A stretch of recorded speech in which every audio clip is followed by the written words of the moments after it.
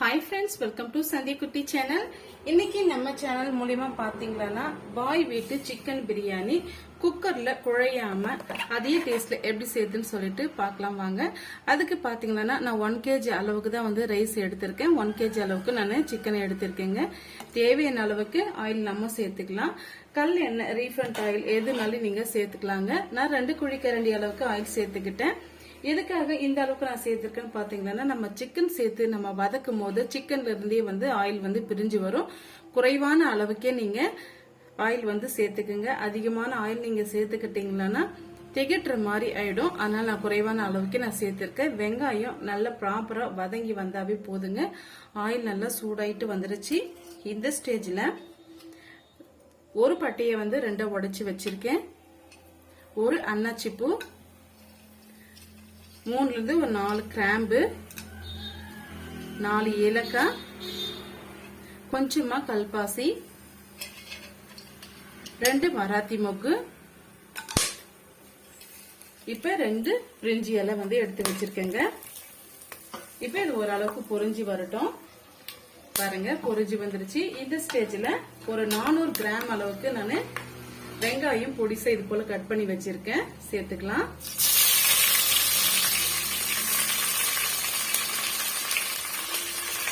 நம்ம எடுத்திருக்கிற 1 kg அளவுக்கு 400 கிராம்ன்றது கரெக்டான அளவாக இருக்கும். இப்ப இந்த வெங்காயம் வந்து ஓரளவுக்கு ஒரு 80% நல்லா வந்து வதங்கி வந்தா போதுங்க.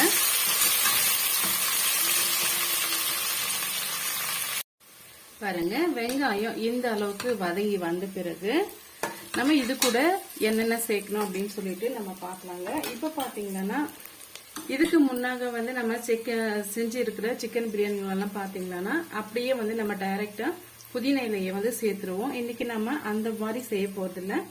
ஒரு கைப்பிடி அளவுக்கு புதினா இலை வந்து எடுத்துக்கிட்டேன். 5 சின்ன வெங்காயம் எடுத்துக்கிட்டேங்க.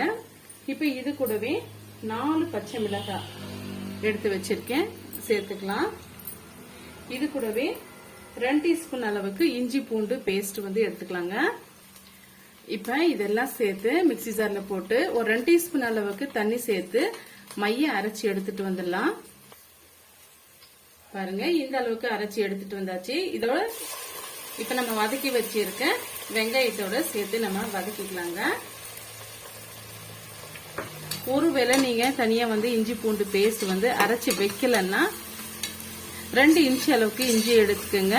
ஒரு 10 பல்லு பூண்டு எடுத்துக்கோங்க. இப்ப இந்த கலவையோட சேர்த்து நீங்க அரைச்சிக்கங்க, கரெக்டா இருக்கும்.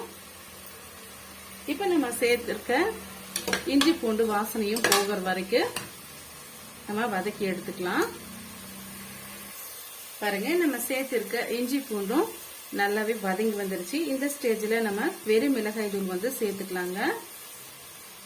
நம்ம 1 kg அளவுக்கு தான் செய்ய போறோம். அதனால வந்து 2 டீஸ்பூன் அளவுக்கு, இந்த டீஸ்பூன்ல நான் 2 டீஸ்பூன் அளவுக்கு சேர்த்திருக்கேன். பெரிய டீஸ்பூனா நீங்க ஒரு 1.5 டீஸ்பூன் அளவுக்கு சேர்த்துக்கிட்டாவே கரெக்டா இருக்கும். என்ன பாத்தீங்கன்னா நம்ம ஆல்ரெடி வந்து 4 பச்சை மிளகாய் வந்து நம்ம கீறிட்டு சேர்க்காம அப்படியே நம்ம அரைச்சிட்டு தாங்க நம்ம சேர்த்திருக்கோம். அதனால வந்து காரம் வந்து நீங்க பார்த்துட்டு சேர்த்துக்குங்க. இப்போ ஒரு 2 நிமிஷம் வந்து வதக்கி விட்டுக்கலாம். இந்த அளவுக்கு வதங்கின பிறகு 4 மீடியம் சைஸ் தக்காளி பழம் வந்து கட் பண்ணி வச்சிருக்கேங்க, சேர்த்துக்கலாம். பெரிய சைஸ் எடுத்துக்கிட்டு இருந்தா நீங்க ஒரு 3 தக்காளி பழம் எடுத்துக்கிட்டாவே கரெக்டா இருக்கும். இதையும் சேர்த்து நம்ம வதக்கி விட்டுக்கலாம். தக்காளி பழம் சட்டுன்னு வதங்கி வரதுக்காக இதோட நம்ம உப்பு சேர்த்துக்கலாங்க. நான் மொத்தமாவே சேர்த்து உப்பு சேர்த்துக்கிறேன், நீங்க பார்த்துட்டு சேர்த்துக்குங்க. இந்த அளவுக்கு நான் உப்பு சேர்த்துக்கிறேன். சப்போஸ் நமக்கு குறைவா இருந்ததுன்னா நம்ம செக் பண்ணி பார்த்துட்டு பிறகு வந்து சேர்த்துக்கலாங்க.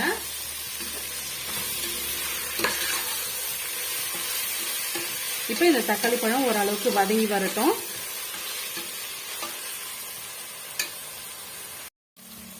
பாருங்க இந்த அளவுக்கு எண்ணெய் பிரிஞ்சு வரைக்கும் நம்ம வதக்கி விட்டுக்கிட்டோம்.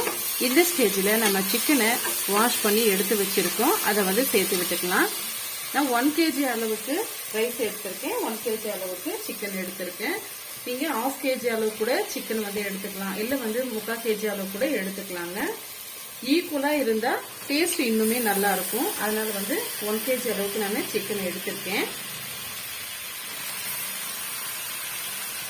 இப்போ இந்த ஸ்டேஜ்லயே நீங்க தயிர் வந்து ஆட் பண்ணிக்கோங்க. அப்பதான் வந்து கீழே அடி பிடிக்காம நமக்கு சிக்கன் வந்து சாஃப்டா வெந்து வரும்.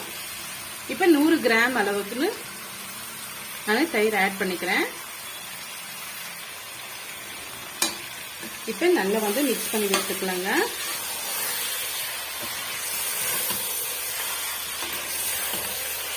இப்போ நம்ம சேர்த்திருக்க சிக்கனோட இந்த தயிர் வந்து நல்லா கலந்து வரணும். அது வரைக்கும் நல்லா மிக்ஸ் பண்ணி கொடுத்துட்டு மீடியமான ஹீட்ல வச்சு ஒரு 5ல இருந்து ஒரு 8 நிமிஷம் வந்து இதை நம்ம வதக்கி எடுத்துக்கலாங்க. அப்பதான் வந்து சாஃப்டா நமக்கு சிக்கன் நல்லா வெந்து வரும். அப்பதான் எந்த அளவுக்கு தண்ணி பிரிஞ்சு வருதுன்னு சொல்லிட்டு நம்ம பார்த்துட்டு பிறகு வந்து நம்ம தண்ணியை வந்து ஆட் பண்ணிக்கணுங்க. இப்போ இது நல்லா வந்து வெந்து வரட்டும். இடையிடையே வந்து நம்ம கலரியும் கொடுத்துக்கணுங்க.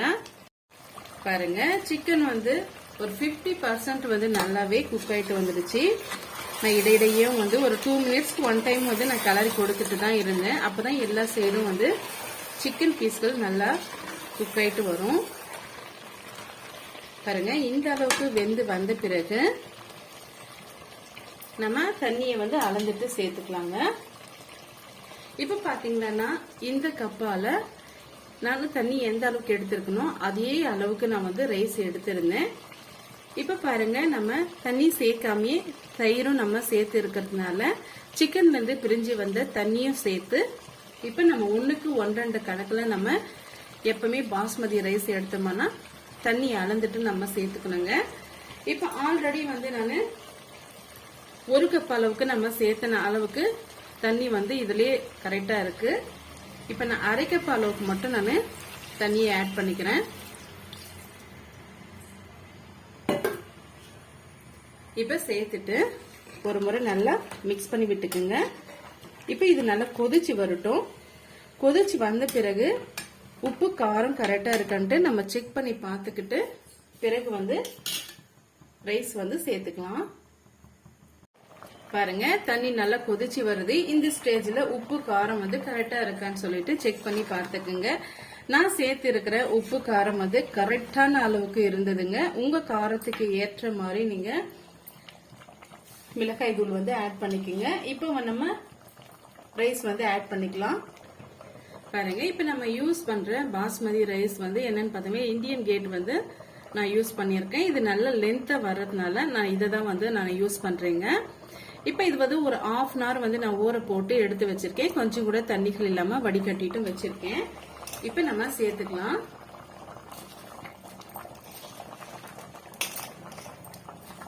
சேர்க்கும் போது கொஞ்சம் கூட தண்ணிகள் இல்லாம நீங்க ஆட் பண்ணிக்கோங்க.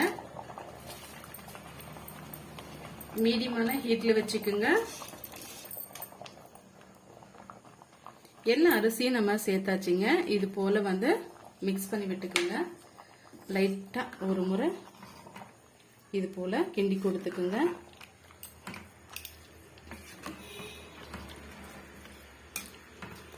அவ்வளவுதாங்க. இப்ப நம்ம சமன்படுத்திட்டு மீடியமான ஹீட்ல வச்சு ஒரு விசில் வர வரைக்கும் நம்ம வேக வச்சு எடுத்துக்கலாம். உங்க குக்கரோட ஹீட்டை பொறுத்து நீங்க மாத்தி வச்சுக்கோங்க. ஒரு சில குக்கர் பாத்தீங்கன்னா 2 விசில் வந்த பிறகுதான் கரெக்டான அளவுக்கு வெந்து வரும். என்னுடைய குக்கர் பாத்தீங்கன்னா ஒரே விசில் வந்து கரெக்டா வந்து வெந்து வந்துருங்க. ஒரு விசில் வந்த பிறகு ஸ்டீம் போன பிறகு நம்ம ஓபன் பண்ணி பார்க்கலாம். பாருங்க, ஒரு விசில் விட்டு எடுத்தாச்சு. ஸ்டீமும் வந்து போயாச்சுங்க.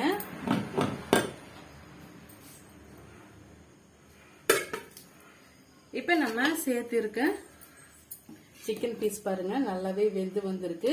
கீழே பாருங்க எந்த ஒரு அடியும் பிடிக்காம நம்ம மீடியமான ஃப்ளேம்ல வச்சு நம்ம வேக வச்சு எடுத்ததுனால சூப்பராகவே நமக்கு சிக்கன் பிரியாணி வந்து கிடைச்சிருக்கு. பாருங்க, ரொம்பவே உதிரி உதிரியா வந்து நமக்கு கிடைச்சிருக்கு.